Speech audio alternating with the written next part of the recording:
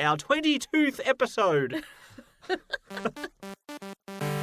Gaming Lovers Podcast with Brendo and Jem. 3 episodes ago, I was almost a corpse. Then I was alive again 2 episodes ago. And then I was sick again last episode. But I'm alive again! I live! Up, down, let's see where you are next week. What a roller coaster it's been. G'day and welcome to the Gaming Lovers Podcast. I'm Jem. Oh, she's all business today. Sorry, I'm here talking about my health, my well-being. Yeah, but introduce yourself first. I am Brendo. I am 96% healthy. Yay! And everyone's a winner.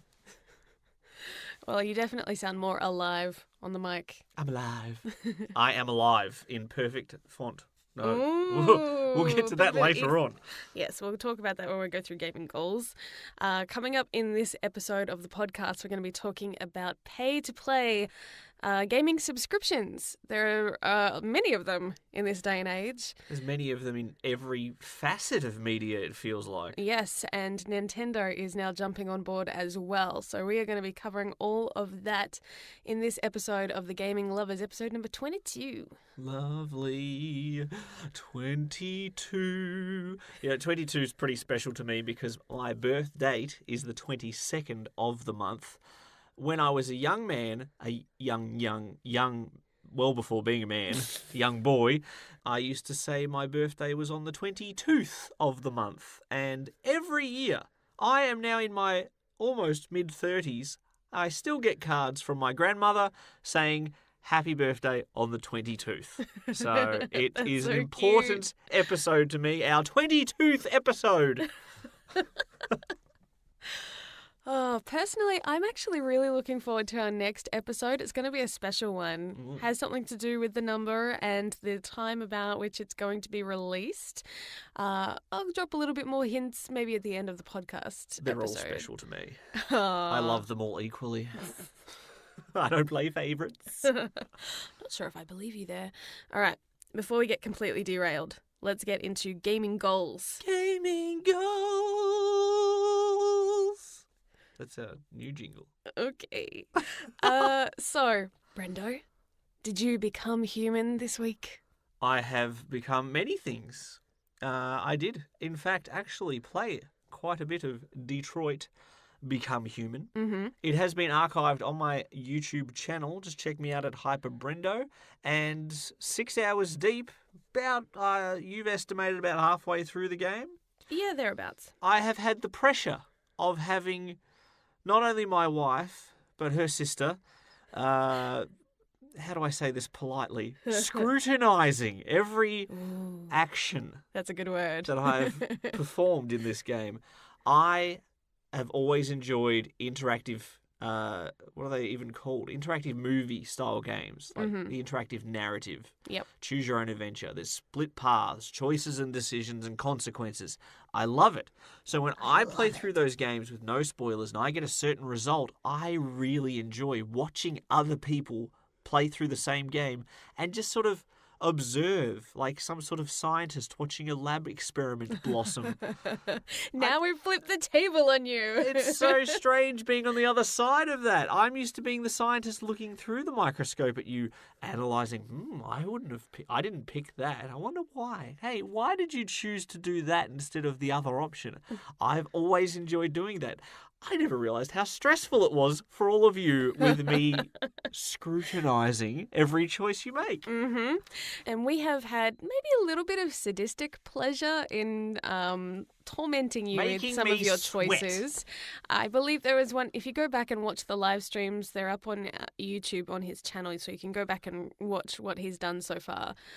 There's certain That's sections. only if you've already beaten the game or have zero interest in actually playing it for yourself. I do recommend you play it for yourself. Detroit Become Human. Yes, but if you don't have a PlayStation 4, then you might not be able to play this game.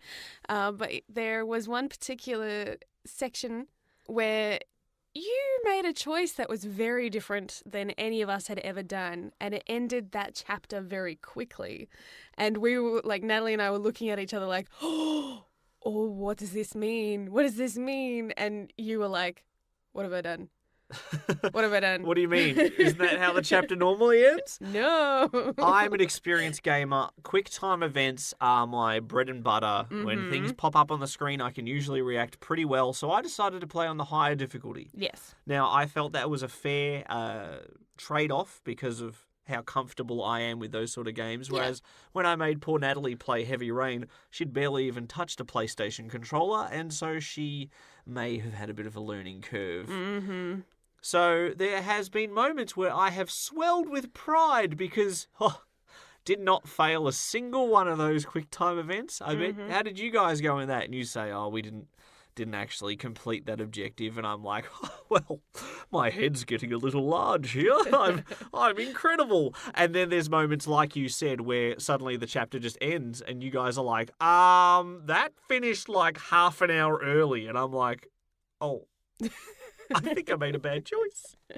Hey, that's, I think, part of the experience, especially with David Cage games, where you all have such vastly different playthroughs because it's not just your choices, but your reaction times that determine how well you do through the story. So even if you make similar choices as far as the plotline goes, like Natalie and I had fairly similar playthroughs, but I made a couple of mistakes in certain action sequences that she did not, or she might have cheated and reloaded, knowing her. Forbidden. It is forbidden. So I had less survivors at the end of the game than she did, but we had very similar choices otherwise. But you have gone some very different routes to us, which has been interesting. It's been fun to watch you play because it's been so different. And I think that's one of the reasons we love these games is seeing all the different changes and just the small differences too. It's not one of those games where it gives you a false sense of choice, where Telltale does this quite a bit, where it gives you one or two paths, but they end up ultimately leading to the exact same place anyway. Yes. So David Cage doesn't do that as much. Like, there is some places that it's kind of the illusion of choice, but there are a lot that are not and have very big consequences, which is really gratifying. Yeah, what's been fun for myself, especially seeing the way you guys have reacted to some of my choices. If I'm playing a game with one single character, I'll usually make the decision, am I playing this as myself? And I will react how I would react in a given situation. Okay, this is what I would do. I would pick this option out of the available options because that's who I am as a person. Or I will role play as the character and create a personality and a mindset for them and think, well, what would they do in this situation? And I've definitely gone for the latter with the three main characters you play in Detroit Become Human. I have one that's very mission-based, do whatever it takes to achieve its mission. That's Connor. I have one that has a person to protect, and I will do anything I can to protect them. Kara. And I have one that I'm trying to play as much of a pacifist as possible, which seems contrary to the way that character seems to be leading. Marcus. Very interesting. Yeah. So aside from Detroit Become Human, what else have you been playing this week? Well, like I said, 6 hours of my life this week have gone into Detroit. I have loved every second except for when I'm sweating buckets from the stress of making decisions. Talking about stressing to the point of sweating buckets, we've both been playing a bit of Spider-Man. I have been enjoying it 100%. Everything that I have done in that game I've enjoyed. There's been a couple of niggles as far as annoying objectives in certain side quests and certain bosses that you're just like, I've mucked that up already. It's 5 seconds into the fight and I've got a quarter of my health left. I think I'll just die and try this again. But apart from that, I have loved how every collectible, every little side mission has its own little bit of story. It can be self-contained, it can be a part of a greater thing, but everything you do in that game, every mission, every side quest, every collectible, there's a reason for it. There's a story behind it. There is meaning to it. There can be Easter eggs galore, little references you can pick up. The combat I have found enjoyable. I've unlocked all the gadgets, so I've got a million things at my disposal. Now, you have also played Spider-Man. Yes. And I have an observation. Oh, really? Well, like we said, I'm a more seasoned gamer, so I usually start on normal difficulty unless it's, the David Cage games, in which case I like the extra complexity of those quick time events. I play on normal and struggled a little bit early on with the combat in Spider-Man. You're playing on the easier difficulty. Friendly, yes. Apparently it's friendly. Yeah. It doesn't look very friendly. No, and I'm not alone in feeling this way. We looked, after I had a particular Meltdown. I was going to say minor meltdown. Sure, meltdown. Friendly meltdown. You went online to see if other people were having similar problems, and there was a lot of comments in forums and such of people who were playing on friendly like me and found the combat to be not so friendly. That there were certain aspects that weren't too bad, but then other times when new characters or new villain archetypes were introduced without warning and without really explaining how to use each move and teaching you well. It wasn't a slow build like a lot of games usually do. When they introduce a new move or a new villain that you have to fight, they usually give you time to get used to how to defeat them before like you're doing lots of fights. one-on-one fight. Yeah. This is the new enemy. Fight this one guy. Mm-hmm. They don't do that. They'll throw 6 dudes, 8 dudes, 10 dudes at you At with once. the one guy who's got the shield that you're trying to learn how to attack him while everyone else is just assaulting you. Yes. And the thing that really frustrates me so far has been certain enemies like the brutes that are like these heavy hitters that move way too quickly for what they are, but also Agreed. on friendly shouldn't be dealing as much damage as they do. A couple of punches simultaneously can kill you like that. And for whatever reason, those brutes, the timing of attempting to counter them is off compared to all the other enemies. I always get hit by them, and it's very I know, trying to frustrating. dodge or counter any of those moves. Ugh. So that's what's frustrated me. I love the game. The story is fun. It's been a lot of fun to swing around New York for sure. It's just when I have to do combat and specifically, story, big boss fights or take on like little challenge missions that are scattered around that I get kind of angry at and a little snappy. At who exactly? At you, I'm sorry. When I get stressed out though, I get angry at myself for not being a better gamer, angry at the game for feeling like it's harder than it's what it's supposed to be. You know, for something that says that it's on the lowest difficulty, it still feels like it's not. Yeah, we've mentioned in this podcast before, a lot of games recently have introduced a story mode, usually it's what it's called, a lower difficulty than easy, which will make you nearly invincible, so you can actually still enjoy through the game if you're not looking for an absolute challenge. Yeah. And I think Spider-Man would benefit from that for those like yourself. I mean, to be honest, you're a relatively seasoned gamer, and yet there are ridiculous amount of buttons and abilities And at your combinations. fingertips Yeah. that can be a little overwhelming. And it's got to be very specific. I think the problem with Spider-Man in particular, a lot of the fights, is that the way that they've designed it is that you keep failing until you learn how to succeed. Learn the patterns, learn the rhythm of a certain villain and a boss fight, and figure out which way is going to beat them. And then once you figure it out, then it's quite easy. But they don't really give you hints as to how the best way to do that is. So there was one boss fight in a bank where I got my butt handed to me like 5 times in a row. Dead. And I'm just like, oh my goodness, how do I fight this guy? And you finally said, try, swinging instead of dodging. Instead of just walking on the ground. It wasn't It's a walking. big open area. There Try was running. swinging, see how you go. Yes. You beat him first go. Yes. Once I started swinging and moving a bit faster that way. But it's frustrating because,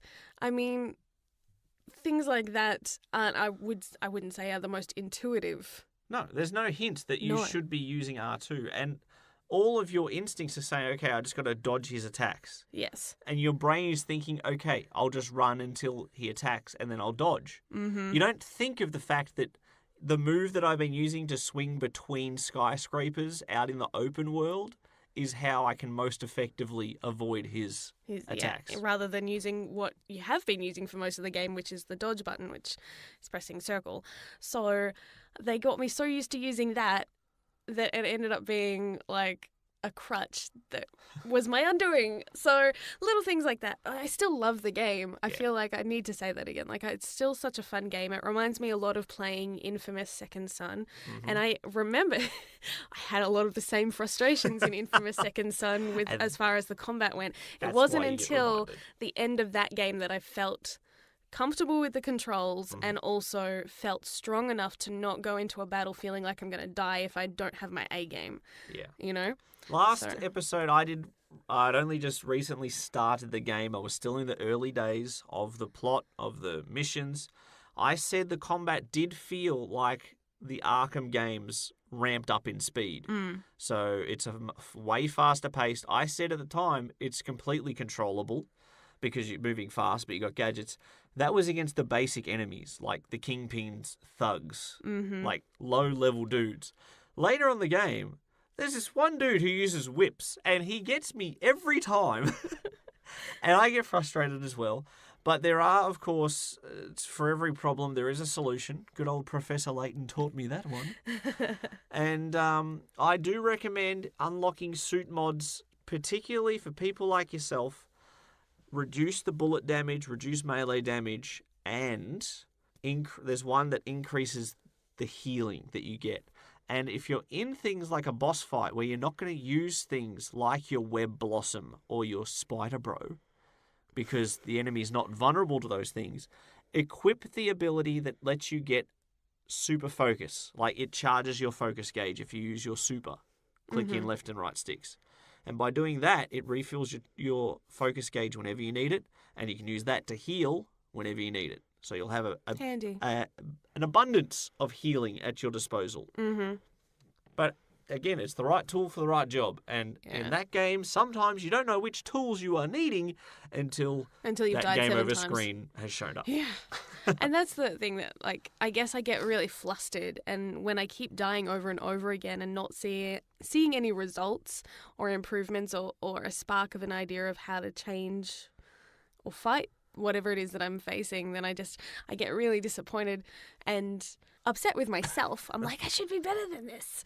So yeah, sometimes I need to take a moment. I think you saw me. I had to literally put my controller down and just like concentrate on my breathing so I wouldn't get really angry. Now, we've been a little bit negative here about Spider-Man. Let me make it absolutely clear. Spider-Man is incredible. It's probably the most fun I've had in-game in yonks. That's the technical term for it. Yonks. I also believe it might even be the front runner for my favourite game of 2018. Wow. There's still some time. Let's not lock it in too early. So how on earth did it kick God of War out of that spot?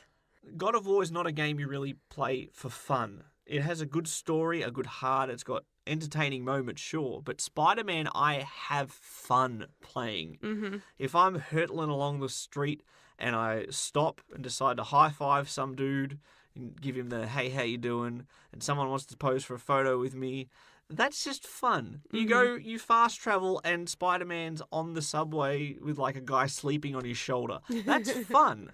I have enjoyed the voice acting, the story, every part that I play not as Spider-Man I have enjoyed. All the low-key, just character development interactions have been top-notch. I love it all. Good. So it is phenomenal. I have also, guess what I beat this week? Another Yakuza game? No, sorry. I'm in that awkward time frame where I won't have enough time to beat another Yakuza game before we go on our holiday, so I don't want to start one. However, Fire Emblem Awakening is officially being backlog busted. Nice work. Now, anyone who has played the late part of that game, I made the sensible choice when given the options, and I was glad with the choice that I made. I wanted the perfect option. I'm trying to be vague. I can tell you. There are some choices you have to make in life. Picking your words very carefully. And I went for the more permanent solution. Let's put it that way. And like I said, the story picked up in the late half of that game. I enjoyed it, but I'm kind of glad it's done. It is the third highest rated average review score 3DS game. Now, I've been very negative on this game in this podcast. It's become my running joke that Fire Emblem Awakening did not live up to the hype. I do still think it is a good game. So let me make that perfectly clear. I would not give it the same high scores that people have given it, though. What would you give it out of 10? An 8 at best. Now, the thing with games is that sometimes the wrong game can be played by you at the wrong time. Yeah. And if I had have played this game in a different headspace a couple years ago, I might have fallen in absolute love with it. Yeah. But that's the strange thing about media. You consume something, you watch a movie one time and you're like, this is the most boring thing I've ever seen in my life. And you turn it off 40 minutes in. And then a couple of years later, you give it a second chance and suddenly, I love this so much. This is great. TV shows, video games, they're all the same. And so maybe I'm the problem. Maybe Fire Emblem Awakening is phenomenal and deserves its 93.28% average review score, whatever it has, and I'm just the defective one. I have been very sick recently. Maybe my mental state has been compromised. Possibly. I think also it's a personal thing. Like with anything else, whether it be movies or TV shows, any form of media, but games especially, it's personal. Everyone has their niches, things that they love, things that they gravitate towards. And just because the majority love something or it reviews well doesn't mean it's necessarily your cup of tea. So, but that's okay. That's why there's so many genres out there. That's why we have the abundant amount of options, thank goodness, in this day and age. You know, we're not limited to a small arcade of games. Sometimes a little too many options. But no, that's, you know, you find what works for you and what suits you and your tastes and stick with those. And, you know, it's good to absolutely try things that are outside your circle or wheelhouse to try to expand your range. You never know when you're going to find something new and exciting that's going to open your eyes to a new type of gaming. Yep. You did that for me when I first played Knights of the Old Republic and introduced me to RPGs. That's definitely a story for another day or maybe another week. Perhaps. Sometime soon. But I just to make everything completely close the case on Fire Emblem Awakening, my male protagonist married Anna. For those who are wondering. Okay. She was the first woman that I actually thought anything positive about, and so I picked her. Which colour hair did she have? I don't know. Wasn't paying attention to her hair. Usually that's how you tell them apart in like anime. It was her quippy dialogue, and she was a merchant thief. Okay. Well, you love your thieves. I love my merchant thieves even more. How's Octopath Traveler going, by the way? Speaking of merchants and thieves, they're both in my party at the moment. Yep. Poor Octopath Traveler has taken a back seat. It was always labelled my secondary game, and Spider-Man is eating up a lot of my attention. And Octopath has not really had its travelling completed this week. That's all right. You can't win them all. Have you played anything else apart from Spider-Man in this fine 7-day I think timeline? a little bit of Overcooked, and that might be it. Curse you, Spider-Man. Share the love. Follow us on Twitter at Brendo and Jem. That's BrendoJem. It has been a busy and exciting week as far as the gaming community is concerned. A lot of news dropped, especially from Nintendo. So, let's break down what happened and what was announced at Nintendo Direct. I do love the Nintendo Directs. They're focused little 30, 40-minute videos. They announce new things. They show you new features in games that are coming out. Yep. It never feels bloated. It never overstays its welcome. It's always just a fun thing to look forward to. Yep, and it's kind of like a part 2 from E3, where they capitalise on things that were announced and share a little bit more. One thing that they shed some light on was the new Luigi's Mansion game for the Switch. Shed some moonlight on.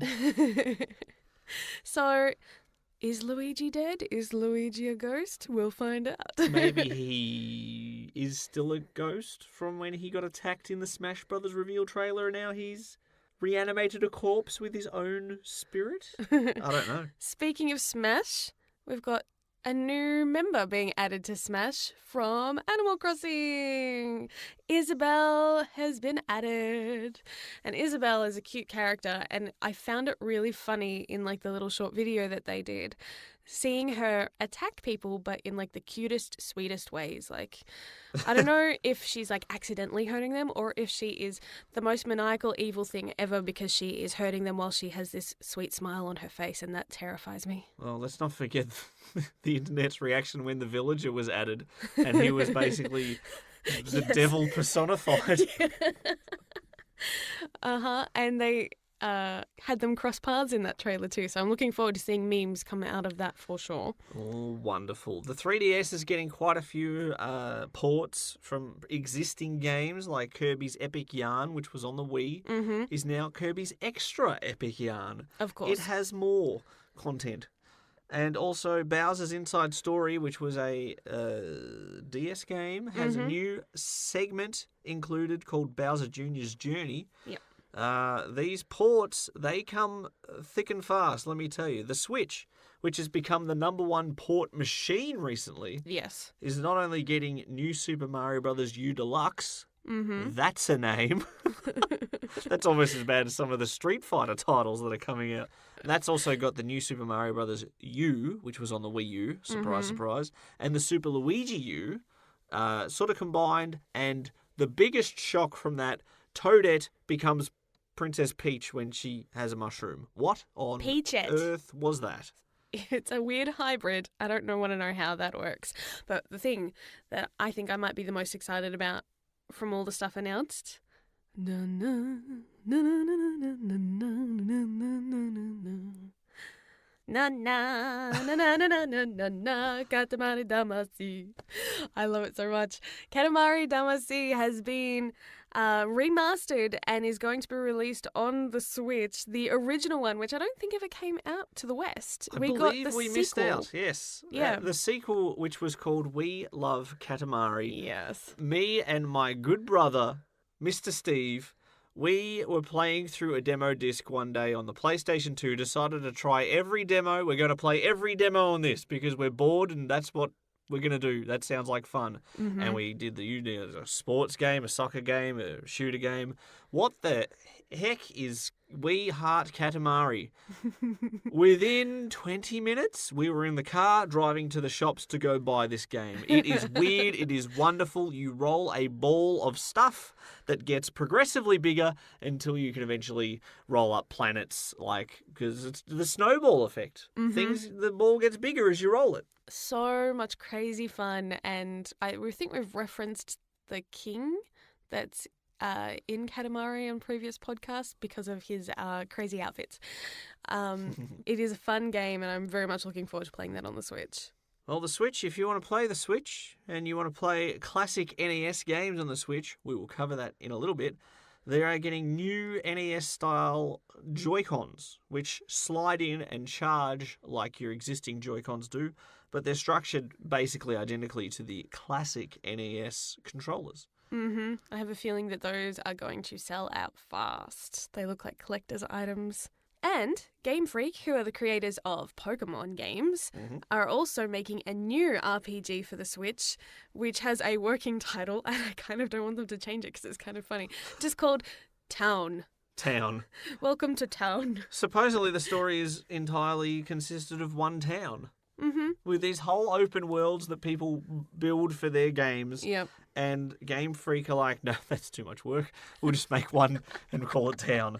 It sounds wonderful. Well, Animal Crossing is only in one tiny little village, so I guess that could work if there's enough to do in said town. There's also, for those who love playing SimCity and other iterations of that classic game, Cities Skylines is also coming to the Switch. You can create towns and destroy towns and then have monsters come to the towns and have it cross over with Game Freak towns. Maybe. I don't know. No, it's cities and towns. They don't gel very well at all. Civilization 6. I mean, like I said, the Switch is getting every game imaginable. Diablo's coming to it. Civilization and Final Fantasies galore. Yes. After a long time of basically being locked down on the PlayStation side of things, Everybody's getting a bit of the pie now. They teased us a little bit in the direct announcement. The tone changed with the voiceover. It got very serious and the music went down low, and we were thinking, they're going to announce Final Fantasy VII. And in a way, they did. Well, yes. But the original and not remastered. Nope. No. Final Fantasy 7, 9, 10, and 10-2 remasters are all coming to the Switch next year. Yeah. Now, for those who have... Oh, and 12 as well. Did I say 12? No, I didn't. There is a lot of Final Fantasy coming to the Switch. And that's going to be great, I think, for a younger generation or people that have never played them before, for them to get their hands on some classics. But what we are focusing on today, we're talking about paid subscription services, and Nintendo revealed the details of their online paid service. Mm-hmm. And how does it hold up exactly? That is what we're going to be looking at today. You're listening to the Gaming Lovers Podcast. Want to join the conversation? Visit thegaminglovers.com. Record your comment or question by clicking on the button on the right-hand side, and you could be featured in the next podcast. To unlock the next part of this podcast, please make sure you have a current Gaming Lovers podcast subscription. Gold. No, wait, they're already gold. Platinum. Crystal. Crystal level. Has to be crystal. What about diamond? No, it's too predictable.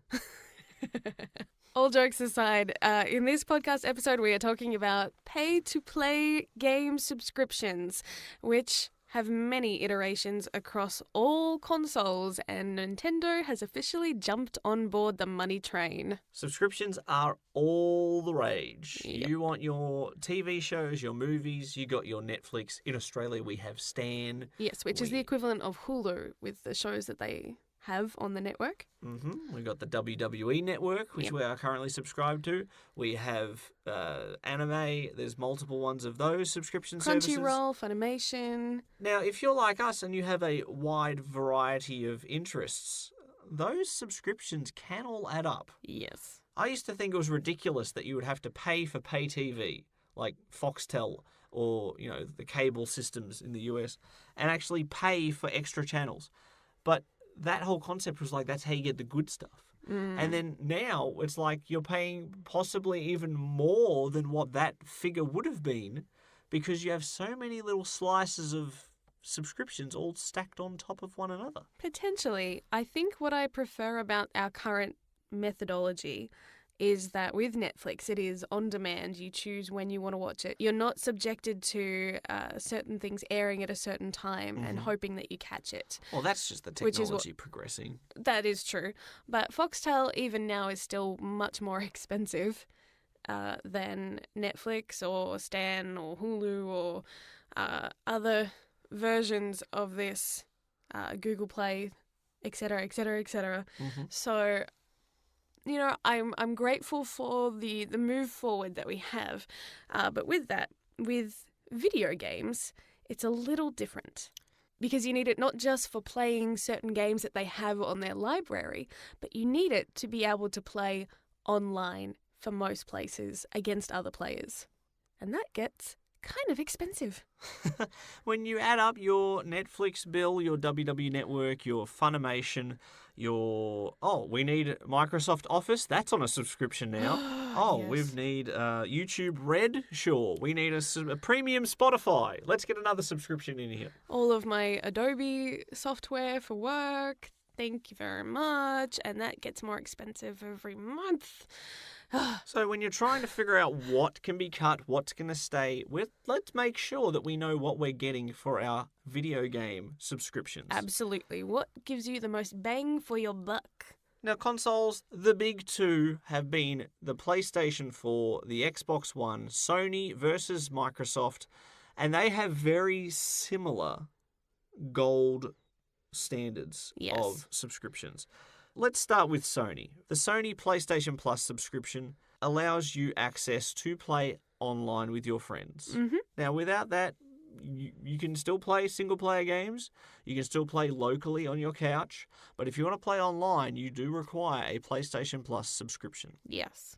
PlayStation Plus also allows you to access certain games every month that you can download for free. Quote unquote.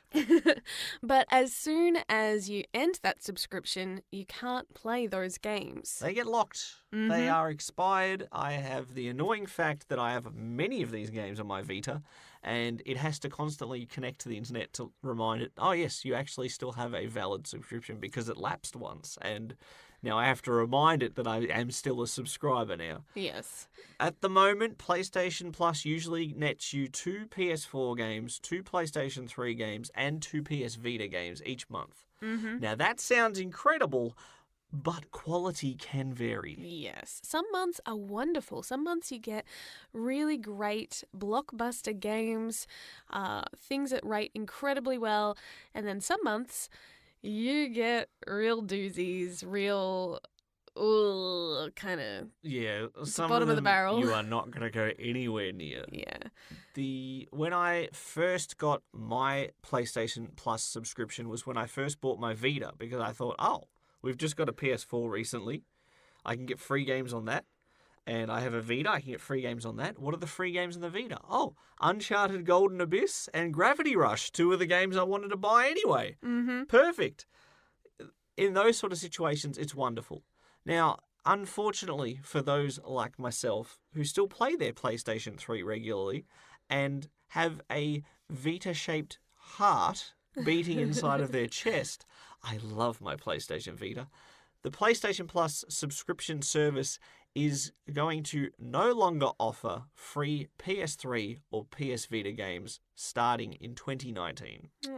Now, hopefully that means there is more resources available that they can offer better games for the PS4. Hopefully. Occasionally, they do bring the big bucks and give you a decent game that's still worth, 60, 70, 80 bucks in the shops, which, hey, if you can pounce on that, by all means.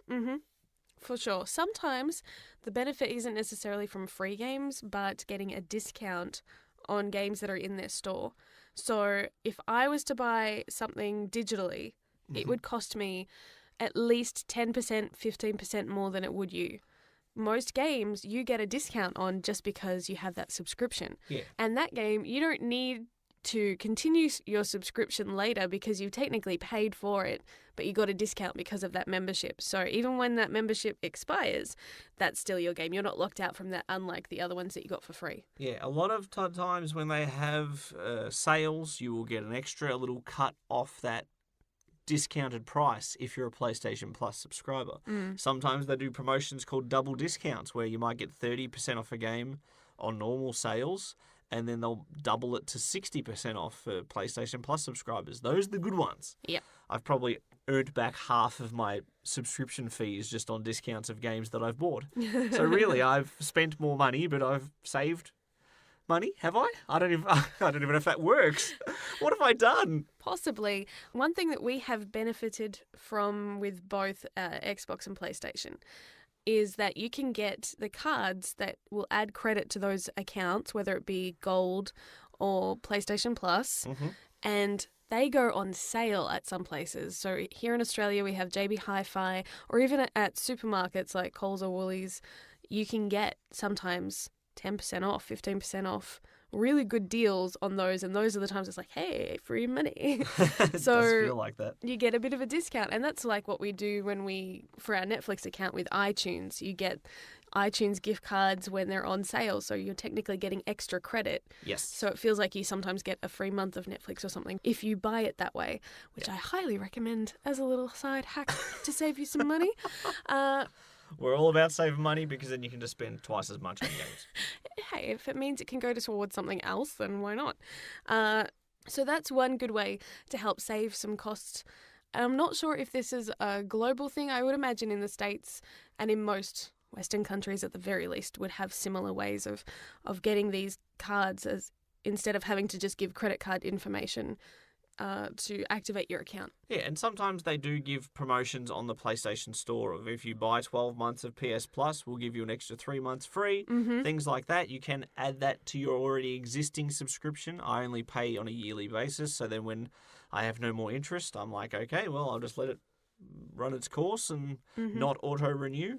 You also get access to cloud-based saves, which are handy in the era of technological failures that we live in. Yes. That way you don't have to worry about your save file going bye-bye when your console dies. Yes. If you upload it to the cloud, you can sign in another console if you're at your friend's house and re-download your own save and play on a different console. Mm-hmm. That's handy. It's also handy when you're doing exploits to earn trophies and the game auto-saves and you can only pick one ending, so you upload your save to the cloud, do one ending, and then re-download it and erase your current save file so then you can do the other one and not have to do 2 full runs. Thanks, Dark Souls Remastered. Oh, there's another side hack for you, everybody. And of course, you do get access to playing online. I personally don't play online barely at all. I'm not an online gamer. I do have a PS Plus subscription, and I have for years because of the free games. Now, I have a very wide palette of taste for games. I will play shoot 'em ups, I'll play beat 'em ups, I'll play farm 'em ups, I'll play rolling balls that create giant catamaris. I'll play pretty much anything. So I get the variety from my 6 free games a month in PlayStation Plus. Yes. And sometimes it's introduced you to things that you never would have discovered. Puts a spotlight on games that maybe are slightly more obscure, especially for the Vita. It introduced you to a lot of great games. A lot of Japanese RPGs were included in free games, and that has always been really good. So if you're a narrower gamer and you have a specific taste, that may not work for you. Now, the Xbox Live Gold is a little different. It has maybe less games every month, but usually the games that they do include that are free, again, hair quotes, are better quality for the most part. They did not start off that way, though. When they first introduced it, it was a little rocky. It came with a grain of salt of it's this game that's how many years old? Thanks, Xbox. We love it. Both PlayStation and Microsoft have had hit and miss months. Some where one blows the other out of the water, some where they're both very competitive with your attention, and some where you're just like, ugh. This is terrible. Now the Xbox One gets a new game you get 2 games a month. Usually one's a more retail release style game and one's like an online indie. You will also get 2 Xbox 360 games which are backwards compatible with your Xbox One, which is a bit of a plus. Instead of, PlayStation Plus. To switch, oh my goodness. Instead of switching consoles here and there, you can just download it and play it all on your Xbox One, which is very handy. Even games that came on like 4 discs on the Xbox 360, like Lost Odyssey, was offered as a backwards compatible. You can play it on your Xbox One, just download it. Perfect. Perfect. Great game, by the way. Yes, although that would chew through a lot of your local memory, that's for sure. That is absolutely for sure. Now, the interesting quirk about the Xbox side of things is that the Xbox 360 games, if you add them to your library, they are yours forever. Even if your subscription lapses, you get to keep those ones. The Xbox One games do require an active subscription to play, but Xbox 360 games, I've gotten quite a few that I've I'll get to that one day, and there's no pressure. Personally, I have let my Xbox Live subscription lapse because I couldn't afford to keep them both going and decided, I'll just let that one go because... I remember one of the rare times that you've actually used it for playing online was back when Mass Effect 3 came out and you were playing the multiplayer. You got a little bit addicted to playing that online. And I think maybe for 3 months you were playing that. I was stuck in the loot box microtransaction addiction cycle. It was so tempting just to buy those Microsoft credits and burn through real money to get loot, but I was strong for the most part. I may have wasted a gift card that someone gave me on loot boxes in Mass Effect 3. Well, there you go. Thanks, EA. Everyone is susceptible. I feel a little better now knowing that you've fallen prey to that. It was a moment of weakness in my life. I am ashamed at myself. You're always critiquing me for playing mobile games, which are notorious for, microtransactions and loot boxes. I don't pay for things, so I'm feeling a little smug right now. It was a darker time in my life. As we talk about Xbox, there is also the Xbox Games Pass, which is kind of like a Netflix equivalent. Absolutely. There is a library of games available at your fingertips if you pay your monthly subscription fee. Mm-hmm. Now, unlike the games with gold that you get 1 or 2 or 3 or 4 free games that may or may not interest you, the Xbox Games Pass, which is relatively new, has a much larger library. You subscribe and you can play any one of them. That's pretty great. Mm-hmm. It's always growing. A lot of first-party games, anything that's made directly in-house by Microsoft is added on launch day, which is also appealing. It's like, imagine if you had a subscription to your local video shop growing up. And if you had that subscription, you paid every month, you could watch whatever or play whatever you wanted. For as long as you wanted. The keys to the kingdom. Now, that would be great, but it is an additional cost, another subscription separate from Xbox Live. And as we can see, these subscriptions all add up. It's shocking if you sit and think of how many subscriptions we deal with every day these days. There's a lot of money just being burned on subscriptions. True. But in a way, it is kind of the modern video store. The more I think about it, you know, the money that you would put, obviously it was cheaper to rent a movie. If you weren't going to watch it over and over and over again, it would be cheaper to rent it once, watch it, and then return it. Likewise with certain video games that you could beat quick enough, much cheaper than buying a, Nintendo 64 game. They weren't cheap even back then. So to rent it would be cheaper. So in a sense, these subscriptions, if you can beat certain games that are available, that are huge games that would have cost a lot of money to buy and own, you can save a lot of money in these subscriptions if you use your time wisely, I think. 100% true, and that is also the greatest criticism against the free game subscription services, is that you don't actually own anything. Nothing is yours. You're simply just lending it. Whether it's a free game from PlayStation Plus or the Xbox Games Pass, you are paying a subscription to play games, but it's not actually yours, which is why when they offer quote-unquote free games, you're actually not really getting anything, are you? No. You get to play games, but then they're gone. Now, this also raises the interesting dilemma for someone who has a backlog like myself. With existing games that I have bought in stores and I have the disc on my shelf, I have already paid the money for it, so it is a sunk cost. It's a loss until I play it and make it worth the money that I've already spent. Yep. Battling that is something that I'm paying a subscription on a time basis for. I pay 12 months of this subscription. I get 36 PS4 games, 36 PS3 games, 36 Vita games. If I don't play them in that 12-month period and my subscription ends, they're gone forever. So I have to focus on those. But they're not actually costing me any more money than what I would already spend for the subscription. So which one should get your backlog attention? Should you beat the games you own or beat the games you should only have access to temporarily? I think a bit of both. Oh, this is where I like to do the math a little bit. I'm like, okay, so if, say, a subscription for a year costs $100, hypothetically. Okay. And you play a game that is released 1 month that had you bought it, around release date would cost anywhere between $60 to $80. Okay.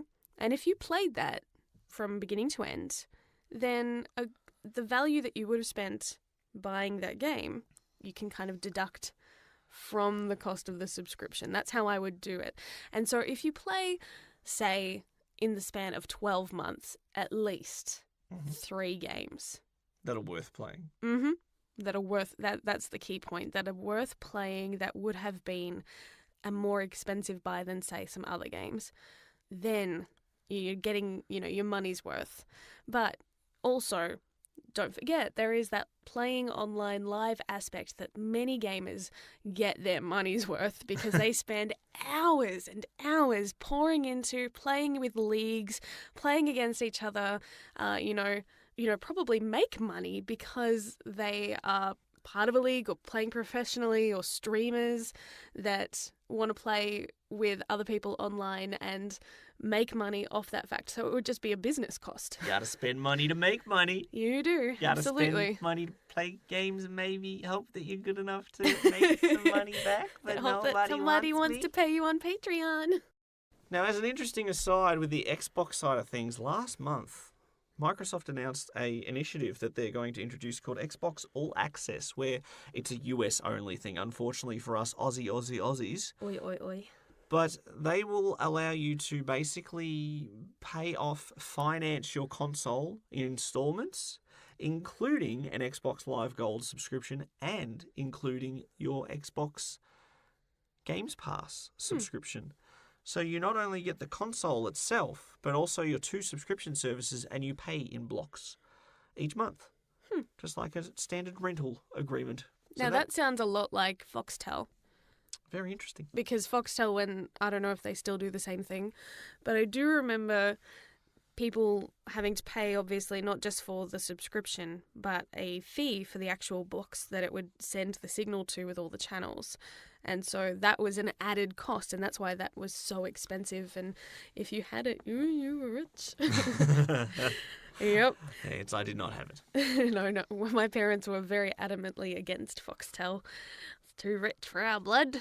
So, can we move on from the Xbox side of things yet? We've seemed to have talked a lot about Xbox.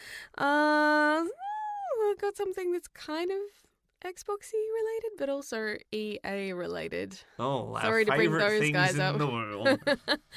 So they have EA Access, and they also have Origin Access, which is on PC. But so EA Access is for Xbox only. Mm-hmm. And Origin Access, which is also owned by EA, but that is PC related. And that's what my account is under. That also links up with Sony, I think, a little bit. Well, it's like getting when confusing. Hang on a second. This connects to this and this connects to this. Who's On on first, what's on second? PCs, Origin is a game launcher. Like Steam, it's EA's own attempt at Steam, basically. It's a launcher, it's a store, and you can also get premium subscriptions, so you can have access to all the EA games while your subscription is active. Mm-hmm. Now, I know with Origin is not just access, but it has a lot of things. So I have an Origin account, which I can link a lot of my gaming saves to, and it will remember certain things. So when Dragon Age jumped consoles, because obviously the first ones came out on PlayStation 3 and Xbox 360, then they moved to newer consoles. And to move the save file data and all that information, it had to go online. And all those choices that you made to help shape the world that would be in Inquisition had to first go into your Origin account for you to then move it across. Got very I'm complicated. so glad they made that as simple as possible. I helped beta test that system. But yes, so Origin's Access and EA Access are kind of the same thing, just obviously for different platforms and similar to Netflix in a way too, with the basic function, but for games. The library that you can access if you have a subscription. Mm-hmm. EA, what innovators they are. Yes. What wonderful things they're doing for this gaming industry. Mm. You don't seem impressed. Look, they're not all bad. Let's leave it at that. One Also- other one that I do want to talk about while we're on the topic of PCs, if I may. Sure. There is a website called Humble Bundle, and each month they have Humble Bundles. And they'll usually be theme-based, whether it be zombie outbreaks, the greatest hits of Sega, or anything else that I have not paid attention to, because those two things are my wheelhouse. And they have stretch goals, basically. If you pay $2, you can get all these games. If you spend more than $6, you get these games. And if you pay at least the average, you get these games. And they have different tiers. It's kind of awesome. I've bought a couple of cheap, like $3 groups, bundles, humble bundles, if you will. They also have a, like we talk about video game loot boxes as being the bane of the industry, and that you are using your real money to buy online credits and you don't even know what you're getting. Yes. But in the real world, there are such a thing as loot boxes that you can subscribe to, and you get action figures and comics and t-shirts and all sorts of fun stuff. Yeah. Humble Bundle have their Humble Monthly subscription, which you do pay a subscription fee, and you get the lucky dip of whatever they're going to give you next month. Now, the advantage is you do get to keep those games, unlike some of these other subscriptions, unlike your Netflix, unlike everything else where you're just sampling until your subscription ends and you don't own anything. Or until the licensing for what they are letting you it's so play annoying. or watch disappears So forever. annoying. But the Humble Monthly, you do get to keep the games that are included in your loot boxes. Nice. Very cool. New kid on the block as well. There's a new service I didn't even know about till I researched this called Utomic. I assume How do it's you like spell that? atomic, but Utomic, Utomik. Very confusing. Was not expecting to hear K at the end of that. No, I was expecting half the letters that were in that. Now, with that, that's a PC subscription again that you can download a small portion of the game, and then I think you stream the rest of it, or it runs on someone else's computer. I don't know. I didn't actually know it even existed until a few minutes ago, so I'm not even going to try and bluff my way through that one. But if you've tried it, let me know how it goes, because it seems interesting, even though I tried to run The Witcher 1 on my computer, and I swear to goodness, if there was a block of cheese next to my computer, it would have caught fire, because the computer was overheating so badly just trying to run a game that is like 12 years old. Might need a new computer. If there are any other indie streaming things as far as games go around the world, let us know. We'd love to know more about them and add them to our list and check them out. We're always looking for great ways to game. I love a good bargain. Send us a message at thegaminglovers.com. Well, shall we actually talk about what we're here to talk about? I thought that's what we've been doing. I thought that's what we were doing too. Nintendo have they've had online capabilities since the Switch was introduced. However, guess what? Now you have to pay for it. How does that make you feel? I don't know about that. The Nintendo Switch has been breaking down a lot of barriers that Nintendo has had up for quite some time. And a part of me has liked them keeping up their walls in the sense of it feels safer for kids. You know, a lot of the games that you would see on other consoles wouldn't be available on Nintendo because it was more family oriented for the most part. You know, 90% of games would be family friendly, which was what made it special and made it really appealing for a lot of families. Now with the Switch, I don't know, a part of me, I'm torn. They've opened up the gates so that anyone can have games on the Switch. Yeah, Which brings in a lot of trash. Open up the floodgates to shovelware, Yes. 100%. But also a lot of games that, definitely aren't family friendly. And for parents that are so used to trusting Nintendo, anything Nintendo, and maybe don't screen games like they should, potentially might be bringing things into their home that would never have been brought in their home otherwise. You know what I'm saying? But that said, I'm also really excited. I'm glad that they have recovered after the Wii U. I'm glad that they are giving indie gamers another platform to release their game on, and it's exciting to see Nintendo grow as a company, both in the way that they do business, but also in some of the content of their games, seeing even Mario and that mature a little bit with some of their jokes that are getting in some of their more recent games. So, I don't know, it's one of those things where I can see this big shift with Nintendo over the last few years, and I both love it and I'm a little unsure. Yeah, the last couple of generations, particularly in the online realm, PlayStation and Microsoft have just dominated Nintendo. I love Nintendo consoles to death, but their online components have always been absolute garbage. Unmitigated, terrible. Yeah. Terrible. Now, the Nintendo Online service that is coming is going to be a much cheaper alternative to PlayStation Plus and Xbox Live Gold. And not only that, certain games... Now, this is to pay so you can play multiplayer and have cloud saves. Not all games can be cloud saved on the Switch. Another strange quirk. But also, Some games, like, I don't know if you've heard the game Fortnite, doesn't require the online service to play online. Well, they've already had it online for quite some time, though. Yes, but everything that you can play, Mario Kart 8, Mario Tennis Aces, ARMS, anything like that is going to be pay to play. Huh. So it's not like it was already playable beforehand. Fortnite, for whatever reason, is exempt. How strange. But Fortnite, correct me if I'm wrong, is not owned by Nintendo, whereas a lot of those other titles that you mentioned are. Would that be a factor in that decision? First and third party games alike are going to be included. So maybe that was a decision on part of the developers of Fortnite specifically wanting it to remain free to play so more people play it. it's entirely possible. Now, Nintendo do have another snag in the works as far as voice chat. They require a mobile app to do voice chat between gamers, which is just like, surely you can plug in a microphone somewhere, guys, in that Switch. That looks like they don't want to change the design to cater for that. Seems a very strange choice to be made. I would say a lot of people would buy headphones that have like earpieces that look like mushroom caps, so you look like Toad. Mm-hmm. You know, there are so many ways to make money off of that. I'm surprised that they haven't capitalized on technology that's already there. And, you know, the beauty of headsets is that they don't have to plug into anything. They can be wireless.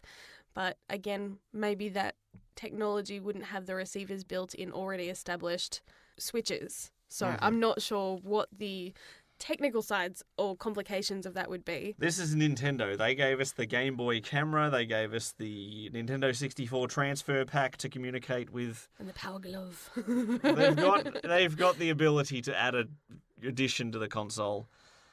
Now, what you really want to know, what I really want to know, is free games. Mm-hmm. With your paid subscription service that, again, is considerably cheaper than Xbox Live and PlayStation Plus, do you get free games? And the answer is yes? Question mark? I believe that they're giving access to a lot of classic NES games. Correct. NES games, which came out up to 30 years ago, is what you get as far as your free games. Now, for some people who are nostalgia-driven, that's a good thing, I suppose. However, again, there seems to be, every time I try to praise Nintendo on their online service, something gets in the way. You can play these games with your active subscription. However, you must log in to your account online every 7 days, or you don't get to play them. That's annoying. They Why will doesn't it remain keep you active. logged in? If you want to take your Switch to Grandma's for the week and you have your NES copy of Dr. Mario or Double Dragon or something, that's fine. But as soon as it detects you're not connected to the internet for 7 days, you can no longer play those until you reconnect. Oh, that's annoying. That's a frustration. And what has even come to light in very recent research as far as the online entertainment system for the Nintendo is that once your subscription ends, your cloud saves get deleted. No, that's not good. I thought they were supposed to be safe in the cloud. Yeah. Well, I think we've learned the hard way with lots of things that just because it's in the cloud doesn't mean it's going to stay there or is secure there. But anyway. Now, I am having flashbacks to when the Xbox One was revealed at E3 and they hit the back pedal on a lot of things to try to get the fan reaction cooled down from the disaster it was. This is starting to feel a little bit like that. So hopefully they see the way that people are reacting to this and they change course, because I'm sure they have the resources for this. Yeah. And there are a lot of things that are easily fixable. Yeah. But it's just, as a journalist in the gaming industry that I am now, because I have a platform to share my opinions on, Oh, dear. I'm not sure if I can fully get behind the Nintendo Switch online service. Now, I rarely judge anything 100% before it's been tried and tested, so we will see how it goes. It launches very soon, but that's the rundown. Yeah. So that'll be another thing that we get to pay each year as well. Wonderful. I don't know if Because I want Super Mario Brothers 3 on the third different console that I own. The thing is, we already own a lot of those classic NES games because they released cute little miniature versions of them that had all the digital games built into them. Which we have. Yep. And, you know, so it's kind of like, well, I already have them, so I don't really need them. So thanks, but no thanks.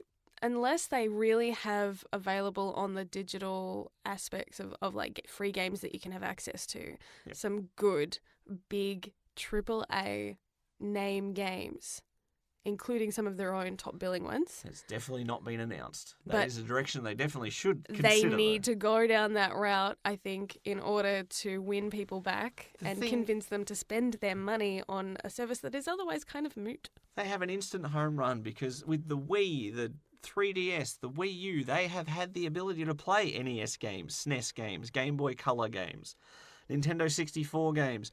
Why not have those as like the free subscription games? Why limit it to just NES games? I love NES games. Maybe that's their starting point. It And could maybe they're be. going through the years of Nintendo and will be adding more.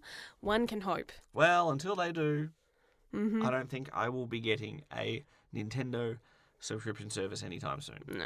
Although I do want to unlock the cute hats that they will have in Mario Tennis Aces, and I won't be able to do it without my online service. As cute as you would look in those hats, I think it's time to wrap up this episode of the Gaming Lovers podcast. Gaming goals for this week. Obviously going to be spending a little bit more time in Manhattan. Spider-Man. Yes. Definitely Spider-Man. I want you to be going to another part of America, though, and go back to Detroit and maybe finish off those adventures, continue the live stream.